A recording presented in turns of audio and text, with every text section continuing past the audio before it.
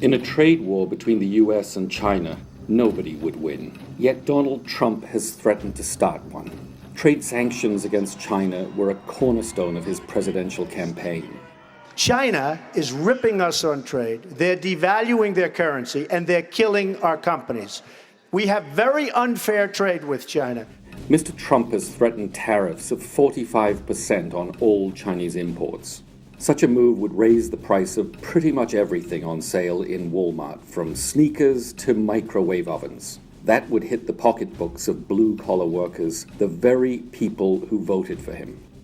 And there's not much evidence it would bring manufacturing jobs back to America. There, automation rather than Chinese sweatshops is now the biggest threat to factory workers. But Mr. Trump's hardline advisors see trade as a weapon in a broader geopolitical contest.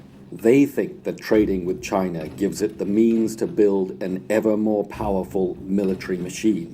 One of these advisors is the economist Peter Navarro, who's produced books and videos warning of a trade threat from China. Help defend America and protect your family. Don't buy made in China.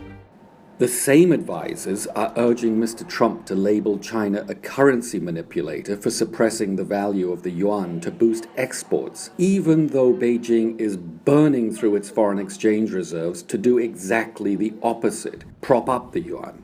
On Monday, Mr. Trump spoke by phone with President Xi Jinping. His office said the two men had established a clear sense of mutual respect.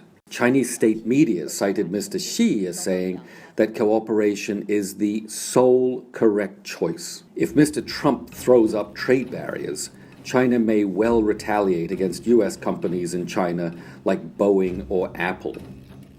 One market research report estimates that U.S. firms have invested at least $228 billion in Chinese companies since 1990. With stakes like these, threats of a trade war would likely trigger panic in global financial markets and economic mayhem along the corridors of trade in East Asia.